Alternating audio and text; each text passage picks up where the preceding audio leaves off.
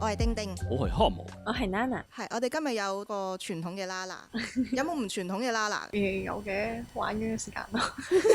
佢係傳統同唔傳統嘅混合體。我覺得咧傳統咧喺我個腦海我就諗起嗰啲傳統中式糖水、紅豆沙、綠豆沙，喺度喺側邊拎住盤嘢去放俾你咁樣。好似好些時咁啊成件事。有冇傳統嘅 BDSM？傳統嘅 BDSM 係點樣？我有時咧睇舊啲嗰啲人講傳統嘅 BDSM 就係、可能佢以前有個 group 就係叫皮夾啊，咁就好多以前嗰啲文化咯。咁但係你唔一定要跟嘅，但係就有啲人會話：呢個就係傳統嘅 BDSM 啊！我咧近排喺 Fed 度見到有人講正統嘅 BDSM，我覺得好怪呢件事。我諗起先。嗰個 Fed 就係講話我唔記得咗佢問咩問題。總之下面有一個人就話：其實我玩咗好耐嘅正統嘅 BDSM 呢，從來只有係當會問一個十會唔會確立關係，從來唔會係一個十去主動問一個當去確立關係。呢個就係正統嘅 BDSM。跟住我就覺得啊，咩叫正統啊？正統嘅 BDSM 係你自己嘅 BDSM。係啦，冇錯。係咯，你只可以係自己嘅 BDSM 啊嘛，你冇得用你個正統去 judge 人哋個正唔正統噶嘛呢件事。係咯，呢個事好難，即係除非你真係話係皮鞭啊，即係咁樣就一定要嗌啊，喺個大髀度拍啊咁樣，即係你唔會話呢啲係傳統去一定要嗌㗎嘛？即係嗰啲人覺即得係佢哋嗰個 AV 個思維就係咁，就覺得係傳統。哦，係啊，都係好睇自己啊。係啊，除非真係一啲好技術性、危險性、安全性嘅嘢啊。其實會影響互動㗎喎。嗱，如果我話一定要嗌，變咗我個反應咪唔係真咯。我個反應唔係真，咁嗰個 top get 到嘅都唔係真嘅嘢，之後個互動就會溝通不良咁樣。但係我真係有遇過啲人係特登嗌㗎。都想像到嘅其實。因為佢哋嗰個即係佢哋睇你接觸咗啲咩 BDSM 嘅片啦，咁佢哋已經喺嗰度標咗個 image 出嚟係應該點樣啊嘛，咁佢哋就用翻呢一樣嘢去套咗落身上去話呢樣嘢係應該咁樣，但係其實你係要接觸多啲啊，見識多啲啊，咁先至可以唔可以話傳統咯，即係呢個有啲奇怪。即係佢覺得要嗌，譬如佢之前睇片覺得嗰啲位要嗌嘅，要有咩反應，咪同假高潮一樣咯。都係㗎。都試過遇過一啲可能 bottom 都會咁樣做嘅，可能佢想俾啲反應你，咁但係你會觀察到就會冇晒 mood 咯。係會 feel 到㗎嘛？係咯。冇話唔可以嘅，不過影響到咯，冇咁 enjoy 咯會。係啊，通常我就會可能5分鐘就收尾咯，跟住就好啦，我哋玩完啦今日，下次先。好啦，我硬 cut 啦。今日咧我哋嘅題目係講pet 啊。pet 傳統嚟講咧 pet 咧。係你講你嘅傳統啊？傳統嚟講，我覺得有少少關係傳統啊。嗯。我唔會講傳統咯，但係其實一般嚟講，譬如你啲訪問啊，接觸到好多女仔都會話自己 pet。我而家咧，我而家出8、9成都係咗，貓。我出咗8集啦，8集入邊有6集都係動物嚟嘅，都係 pet 嚟嘅。跟住我預計到咧，我嗰100個入邊可能有80幾個都係 pet 嚟嘅。我但係苦惱。我反而覺得其實唔係咁多 pair 喺個圈度。咦？我係咪咁好彩咧？只不過我覺得你係好彩，因為你咁啱可能第一個遇到係 pet，所以咪咁介紹啲 pet 俾你。我就嚟可以開動物園啦。點解你個觀感會覺得唔係好多 pet？但係我哋接觸好多人都係 pet 喎。喺你嗰個世界裏邊嘅嗰個比數係幾多 pet 係30%。咁少？你咪冇問真啲啊？就唔係我真係有啲人問開佢哋，你係有冇玩過 pet play？跟住佢哋係 red pet play 咯。係 red 啊，係 red 啊。佢呢個世界俾你嘅 algorithm 係同我哋嗰個 algorithm 係唔同嘅喎。即係我都想揾翻啲 pet 去傾翻啲 pet 事，但係我係話冇嘅，點解？哦，跟住我可以收集啲 pet，可以開一次我哋動物園聚會。我覺得呢個幾好啊！呢個題目。講起動物園，我成日都好想開一個 little 聚會，但係我仲未儲到足夠嘅人。係咯，同埋我遇到嘅人都係話佢係唔玩 little 嘅，真係。但係我又遇到多喎。哎呀！講起 little 其實我唔係好識分 pet 同 little 嗰個分別咯，係咯，即係唔係話我唔知道佢有咩分別，而係實際上你會做嘅嘢我唔知有咩分別。Lala 有冇 little 個 part 㗎？我係零。係咯，我知道你係 pet 啊嘛。係啊，因為我抗拒 little。哦，點解會抗拒啊？因為我自己係呢個係我 complex，我唔中意人哋見到覺得我好細個，或者係好後生，或者會覺得我係唔會 take 我 serious，所以我就其實好抗拒 little 呢樣嘢。咁我想問啊，咁對你嚟講 pet 係一個點嘅狀態？其實我冇特登去即係研究呢一行，但係我就發現咗我有好多呢類型嘅症狀或者就 behaviour 呢啲嘢，我有好多呢類型嘅咯，係其實係俾其他人發掘出嚟嘅，跟住就話其實你幾適合呢樣嘢，咁所以我就去研究啦，跟住我就自然咁樣行咗呢條路，但係其實我係冇開始話好中意呢樣嘢，好想做呢樣嘢。係一個之後開咗個門咁樣就行埋入去啦咁樣。我應該係問得唔夠仔細，係譬如其實你覺得 pet 係咪其中有一個照顧嘅元素喺裏邊？有。咁所以我分唔到 little 同埋 pet 嗰個分別就係、我理解嘅 little 就係我照顧緊一個而家想被照顧嘅人，咁 pet 嘅情況係 pet 啦，咁咪好似咯變咗。但係佢哋會有一時想因皮發脾氣，但係我又唔同一個 little 嘅做嗰啲動作係好唔同嘅喎。例如呢，即係我唔會去發脾氣喺某啲位度啊，或者去嗲啊，或者特登想扮細去覺得人哋要用嗰個方式去照顧我，我唔想人哋用個 little 一個你係有個小朋友嗰款嘅照顧式，我呢個好抗拒。但係你想照顧我用一個寵物啊，或者你係乖啊，呢啲好啊，呢啲叻啊，呢啲我 OK 喎。哦，因為 little 有好多種啊嘛，咁佢唔係個個都會發脾氣或者扮細噶嘛。我個理解係 little 呢就係佢嗰個心境，因為你喺出邊係成年人嚟嘅，你要負責，或者係一般嚟講你冇 expect 人哋會照顧你嘅，但係你喺嗰個狀態呢，你就係處於一個被照顧嘅狀態咯。咁你個 caregiver 就會照顧嗰個人咯。呢個都係我個理解。係咯，咁所以嘅話，我如果同個 pet 互動啦，我係主人咁計啦，我都係照顧緊個 pet 嘅。呢個咪好似咯，其實係似，但係我覺得係嗰個感覺係有分別。係因為係照顧者同埋被照顧，同埋主人同埋擁有物嗰個分別，定係？我覺得係，哦，因為其實好多時我都會同啲人去可能玩得好好，但係硬係爭少少啊。跟住係佢哋可能開咗之後係佢哋中意 little，佢哋冇咁中意寵物咁樣，佢哋會寧願玩 little 多啲。咁啊爭少少嘅啫喎，即係爭少少，但係個 feel 咯。little 其實都可以加 dom 10嘅元素，如果 little 再加 dom 10，咁咪變咗係咁樣咯，即係個味道差唔多咯，係嘛？丁丁，你覺得有咩分別？因為我係有 pet 同 little 元素嘅，對我嚟講，我會個心態上面呢，就係 pet 嗰度呢，我都會曳嘅，同埋我係自己做自己嘢，我中意可能喺一邊好似可能隻貓或者係一啲嘢咁樣，一邊望住啲人類啊，得閒就喵下叫嗰個人過嚟啊。但係如果去到 little 呢，對我嚟講係脆弱啲嘅狀態，同我互動嗰個人就好似佢係我嘅全世界。我會有個例子就係點解啲小朋友成日話嗰個人搶咗我粒糖，我好唔開心喺度喊，跟住啲大人會覺得你一粒糖咋嘛，我咪俾過你咯。但係其實對於 little 嚟講，嗰粒糖就係佢嘅全世界啊嘛。同我互動嘅人，嗰個人就係我嘅全世界。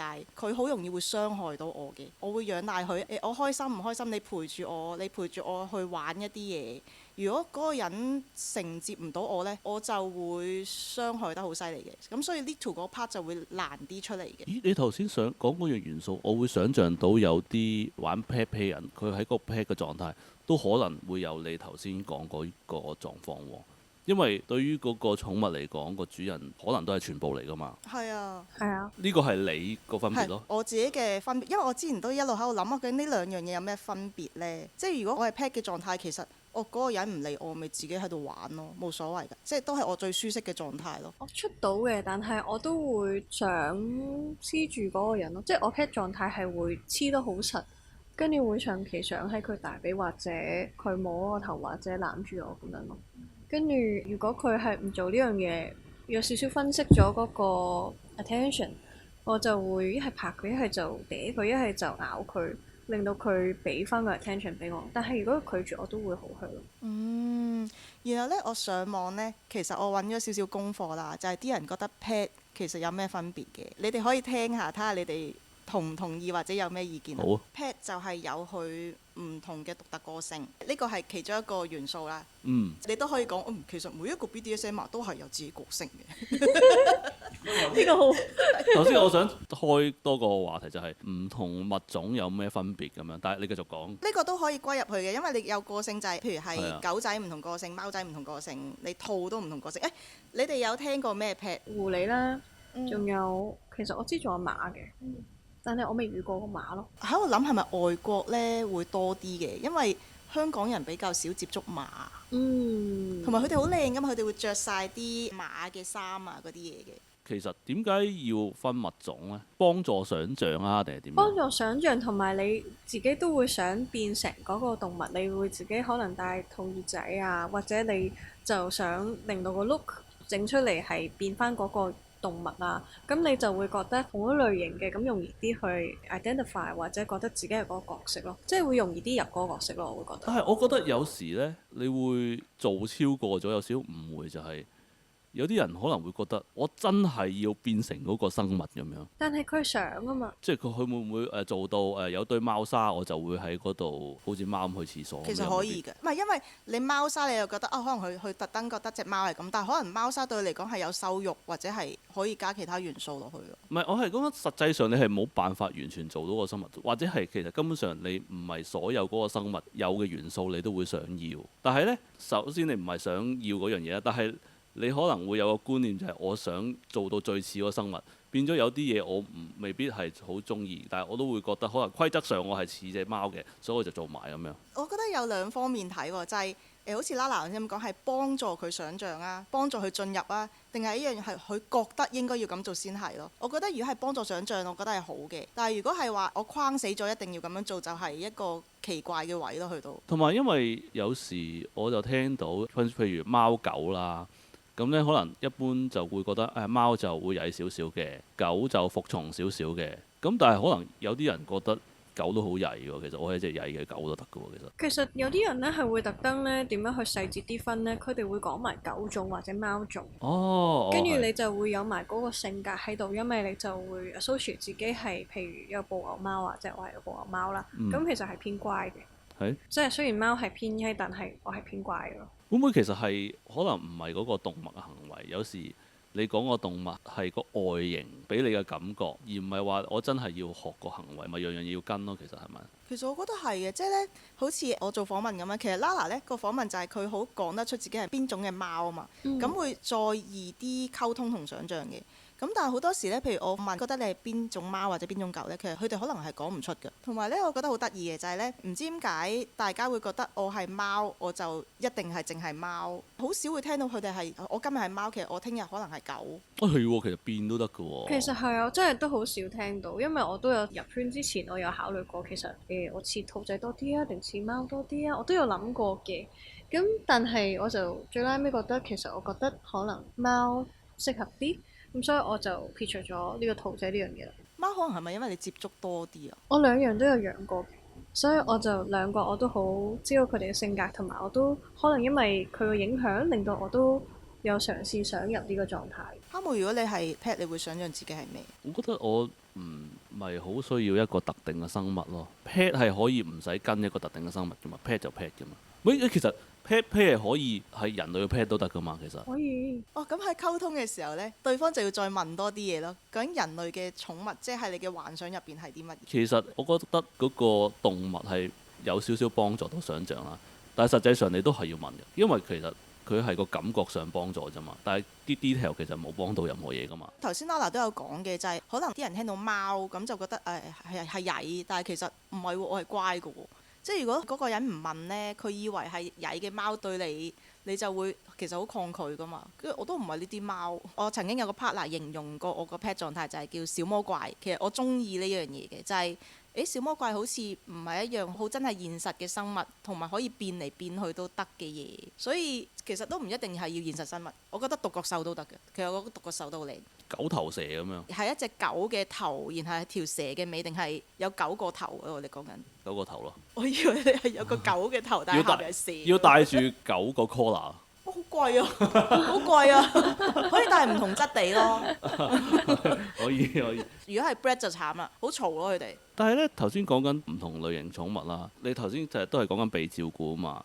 咁但係有啲寵物，譬如你養隻緝毒犬咁樣嘅，即係你係一個互相合作嘅關係咁樣，咁就唔啱 play 嘅呢啲。咁可以係你係毒販㗎。咁但係喺 pet play 唔會有呢個狀態嘅其實。其實咧，動物嘅物種咧，pet 嘅物種咧，頭先就會好多時係諗啲正面嘅嘢嘛，譬如貓仔好可愛，狗啊、兔仔啊、狐狸好可愛啦。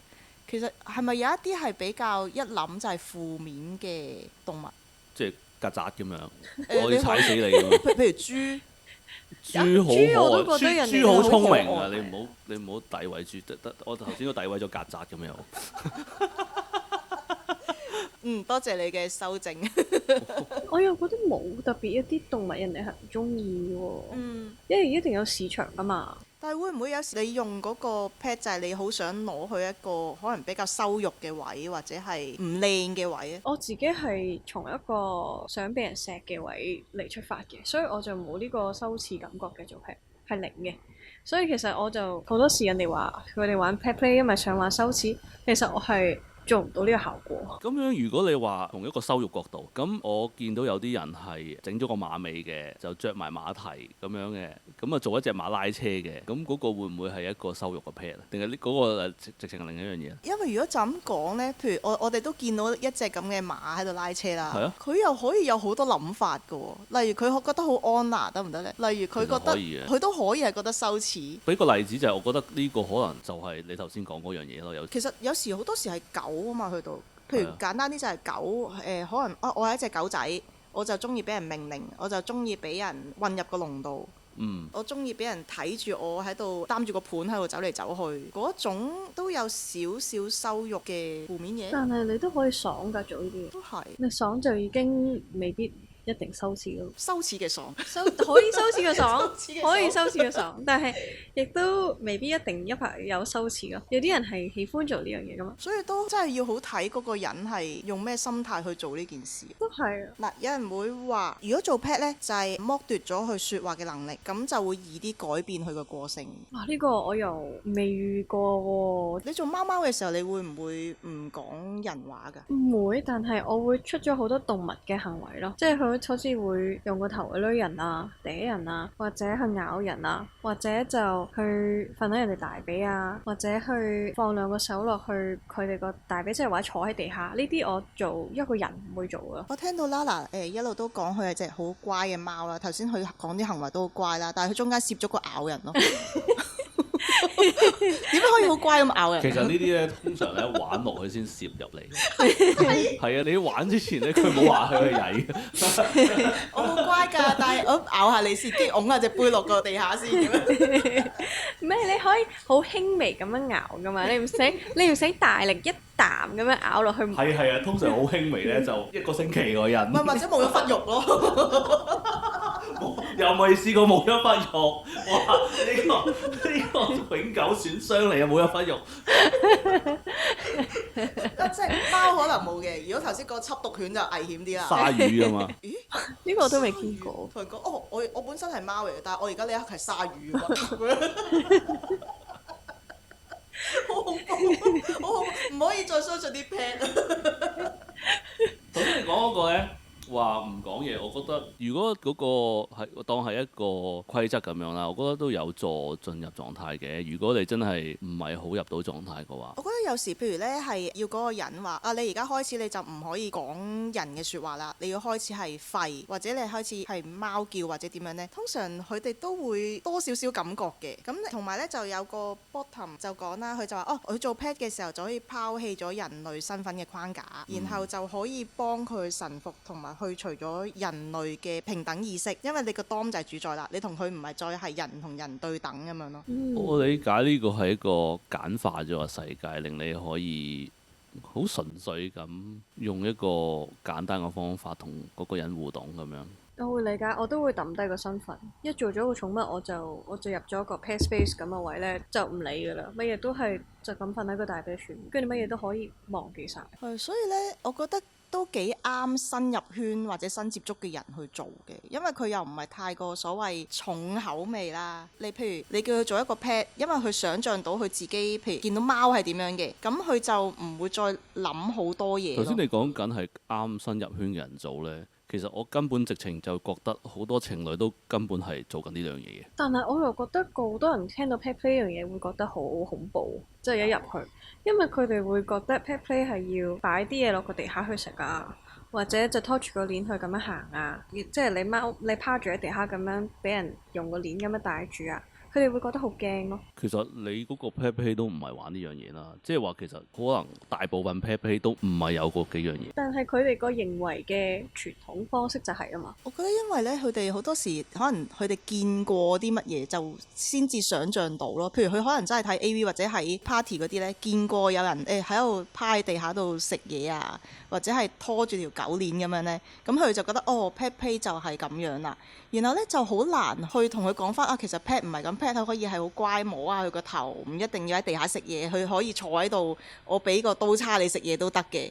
咁但係佢哋就個第一印象好難去顛覆，或者係譬如好多情侶啦，可能個男仔會叫個女仔做貓貓啊、豬豬啊，或者仲有冇其他動物啊？總之大部分貓貓豬豬啦，或者兔兔都有啦。會唔會覺得咁樣係 pet play 啊？其實，因為我想講就係覺得好多情侶其實都邊皮㗎。譬如好似一對情侶喺度譬如纏綿緊啦，咁可能佢會有少少爪爪嘅行為啊，或者係咬行為啊，其實佢都係模仿緊 pet 㗎咯，已經。有可能係㗎。但係會唔會？但係譬如我哋諗翻拍拖啦，你會唔會突然間你嘅另一半同你拍拖，可能你會叫佢貓貓或者摸下頭嗰啲，咁但係對方會唔會喵咁樣呢？有時我覺得好多人都好自然做咗呢樣嘢㗎，我都覺得，因為佢想像到啊。我都覺得係。有㗎，我未試啊過。我有見過，亦都有啲人會開始去咬啊、摸摸頭啊，呢啲我成日情侶都見到嘅喎。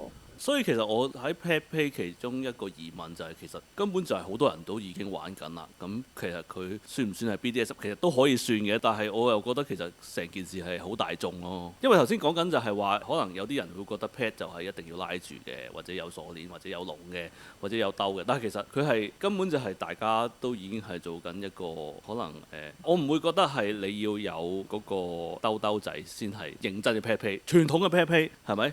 唔會嘅，你嘅玩法就已經係傳統啦，咁即係其實佢哋已經係基本上係 pet play 咯。我覺得嗰啲兜鐵籠狗帶係好多時係因為好刺激眼球啊，所以相啊、AV 啊、片就好容易接觸咯。所以佢哋就會跟咗嗰樣嘢，就好似我哋最初頭未講咗啊，究竟你係嗰樣嘢係幫助你去進入啊，定係你覺得你係要做呢樣嘢先至係一隻 pet？我覺得佢係後者咯，去到呢個位，因為佢幻想到接觸到，佢以為係咁樣啊嘛。其實想像到好多人都可以做 pet，我覺得好多 dom 其實都可以跳入去添。可以做鯊魚。雖然可能佢會驚型啊，咁啊，但係因為你人見到隻動物嘅狀態咁。其實我覺得所有人都會有想被照顧嘅時間嘅，作為一個動物咁被照顧都係一個幾舒服嘅感受啊。講到被照顧同埋呢個 dom 或者 top 呢，呢個又係另一個題目啦。我成日都好想關注佢哋嘅精神健康，但係難。即係你講 dom 嘅精神健康？係啊，好多時係 sub 同 bottom 呢，佢哋就會覺得啊，你要照顧佢，你要承接佢嘅情緒嘅。但係 dom 好多時呢，就係、就算個 sub 好想啊，但係個 dom 放唔低咯。我理解啊，即係好似嗌咗 red，其實唔係淨止個 bottom 會創傷，其實個 top 都會。但係呢個係另一個題目啦。我都覺得係。我哋下次可以講，下次開一集。今日 Pat 仲有冇嘢想講？我突然間諗起咧，頭先未問你哋話，你哋之前嗰啲拍拖男女朋友有冇試過好似貓叫咁樣啦？我諗我未試過，所以咧，同埋我幻想唔到頭先我喵嗰聲，我覺得好羞恥啊！我想剪咗佢。剪啊！你而家試下喵三下。點解啊？我喵三下之後，你喵三下。好，你喵先啦。喵喵喵。OK，thank you。有咩問題？哇！你呃我。Thank you。呢個可以係個開頭咯。我哋今日嘅 pet 有冇啲咩結論？結論係唔一定要羞恥嘅玩 pet play。係同埋可以有好多款嘅 pet play，可以有變動，唔一定喺個框架，一定要係咗狗籠啊，或者喺個拖住個鏈啊，咁先屬於係 pet play 咯。哈姆咧？我都係嗰句咯，我覺得其實係已經好多人都已經玩緊，其實。只不過佢哋未有意識。係啊，同埋我覺得其實係都幾容易入口咯，因為其實佢係有一個生物幫助你去想像啦，然後你跌入一個被照顧嘅角色咁樣，其實都係一般情侶互動都會做嘅嘢嘅。好，咁我覺得 pet 就係、其實咩角色都可以試下咯，想像下咯。我覺得 open mind 嘅好多時玩 BDSM 就係、如果你係一個 top 或者 dom，遇到一個人同你講佢係 pet，你就要小心啲，佢會喺一紮好乖嘅嘢入邊攝啲曳嘅嘢入去啦。無端端咬咁樣。係啊，好恐怖，小我都要心啲。都要問下嘅，咁可能嗰個人想像中嘅 pet，其實佢真係可能係一個好嚴格嘅寵物同主人關係，你可能訓練緊一個獵犬咁樣玩嘅，所以就其實好多變化咯。其實可能要個 concept 就係你唔係話不變咯，所有嘢，因為你所有嘅互動你都係溝通同埋都係變化緊嘅。其實我都想加翻一句就係、其實 pet 曳同乖呢個定義呢，其實好難去固定嘅。所以其實好多時有啲人會話其實啲 pet 係偏曳嘅呢，係點樣嘅呢？我唔中意同啲曳嘅 pet 玩呢。但係曳唔會一定係找你啊、反抗啊或者咬你啊。其實曳都可以係唔聽你講啊、逃走啊，呢啲都可以係曳㗎嘛。佢曳同乖呢，其實係一個好可以話係一個好虛無嘅詞嚟嘅，即係可能你同我講你好曳，但係其實你喺我眼中係好乖，係啊，係啊，所以係其實都係溝通同觀察咯，好多時。有一個人話我想玩 pet，但係我淨係中意同啲乖啲嘅 pet 玩，咁其實好難固定咩係乖咩係人。我覺得要對對方有一定認識就會知道咯，好多時。係咯，咁我哋今日咁樣，好啊，好好啦，拜拜。拜拜拜拜。好，我發現原來完咗節目之後呢，仲有啲嘢係其實都幾值得討論嘅。頭先我問 Nana 啦，咁佢點樣開始 pet play 呢樣嘢啦？你可以自己講。咁其實本身我係零意識去做個 pet 嘅，本身淨係中意俾人摸頭嘅啫。但係我冇歸呢個係一個 pet 嘅嘢咯。咁之後人哋就話其實你都幾適合呢樣嘢，你會唔會去試下？因為你都有呢啲屬性。其實佢就見完之後，我先考慮嘅。咁我其實好多時都會有人問我，其實 pet play 你係玩得最多噶嘛？你唔係中意嘅咩？但係好多時我會其實同人講，其實我冇特登去做 pet play 呢樣嘢，只係我中意咁樣，即係呢個放鬆狀態。因為喺理解 pet play 係有 pet 之前，佢已經有嗰個行為啦嘛，即係話根本上佢係一個內在嘅行為，然後佢先外加 pet 上去。我會甚至話佢係幫助佢同人哋溝通佢本身個內在行為嘅一個方法。即係我覺得有時 BDSM 就係你拆開點解中意嗰樣嘢嘛。即係可能你中意俾人摸頭，可能因為你覺得個觸感好舒服，或者可能你覺得嗰個人好錫你，你中意嗰個感覺啊嘛。其實如果話 pet play，你係接近嗰樣嘢咯，即係 pet play 係其中有一樣咁嘅元素，但係係咪真係淨係 pet 呢？咁但係如果以你經歷咁睇啦，咁你會唔會唔係好覺得自己係 pet play 咧？定係你會覺得係呢？但係我越嚟越發現，我越嚟越多嗰啲行為之後呢，我都覺得其實我都幾適合做個 pet 喎。咁我就直頭去研究埋之後，其實我覺得即係發現咗自己同個 pet 係好多重疊。咁我就話不如 identify 自己係一個 pet 咯。咁你頭先嗰個狀況咪有少少似睇嗰啲星座運程咁樣？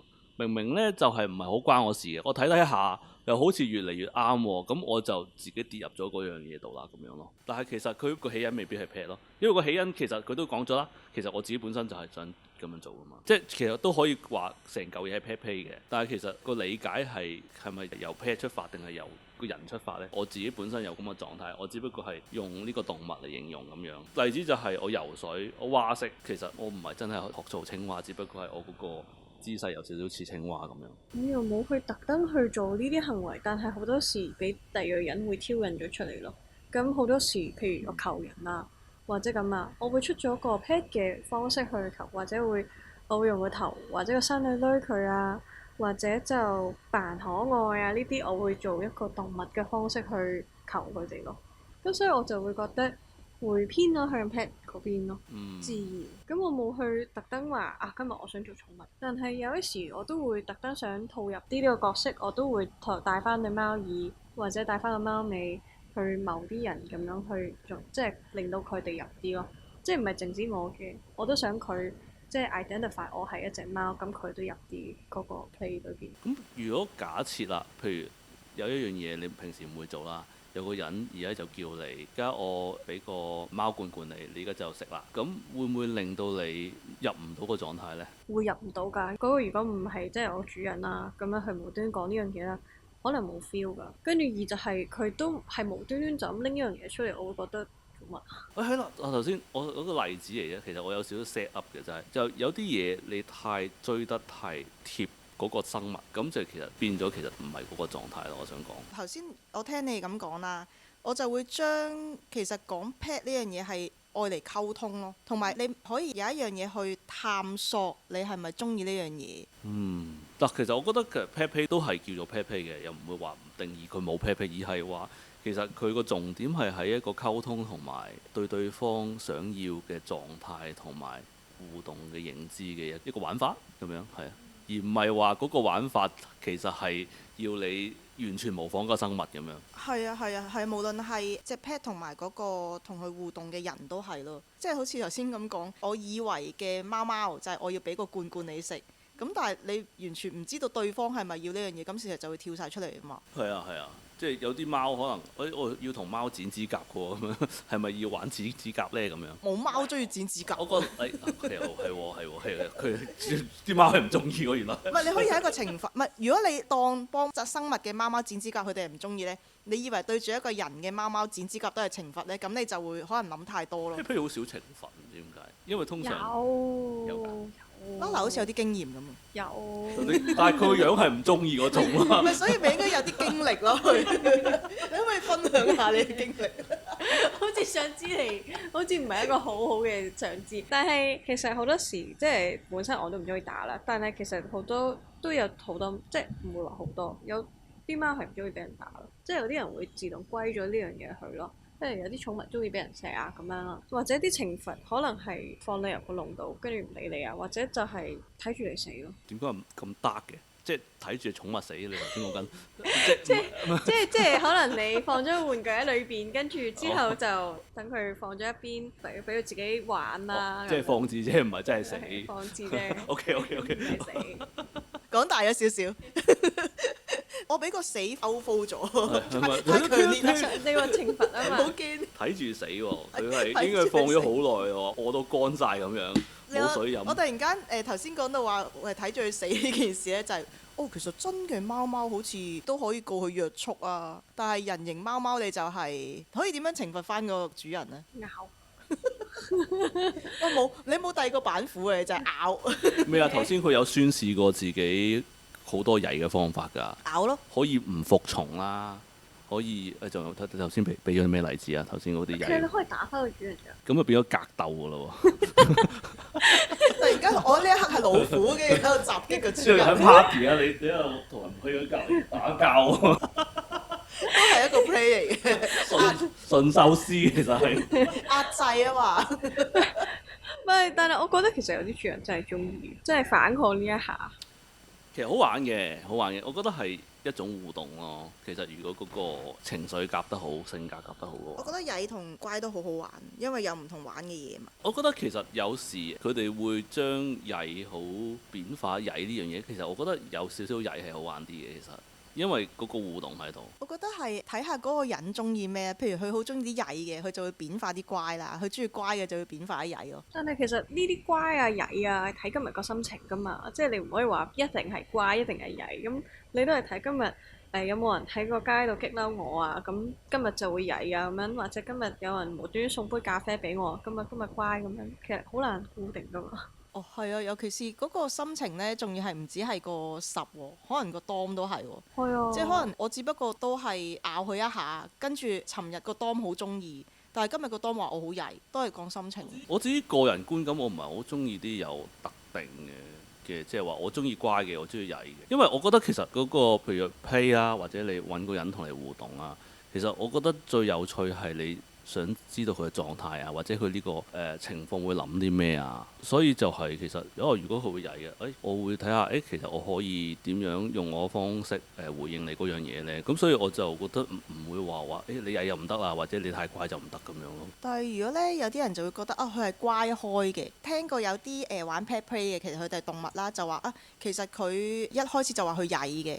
但係咧，我哋都話，唔係喎，你好乖喎。跟住佢話其實要去到一個好安心、去信任嘅人，佢先至會開始表現咗佢嗰種放鬆同曳啊嘛。我都係㗎。係啊，我都係㗎。所以我哋唔可以俾 Lala 太放鬆。